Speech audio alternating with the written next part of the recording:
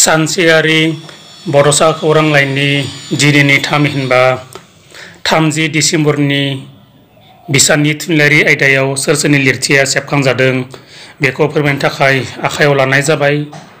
गिबियावनो बयनिसिमबो गुरैयै खावलायहरनायदि सानसेयारि बड'सा खौरां लाइयाव अराय नोंथांनि बेसेन बहरा लिरथिखौ दैथायहरबाय था आरो अनसायलांबाय था।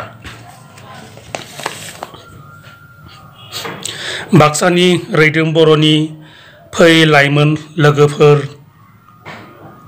अदालगुरिनि लक्ष्मी बर'नि गोरबोनि हाब्रां सेराव, बाक्सानि सबिराम बर'नि रंगिना जायख्लं सिमांखौ होसोबायनानै आरो सनितपुरनि प्रदीप रामसियारिनि गोलाव गोलाव सोदोबनिख्रुइ खन्थाइया सेबखांजादों।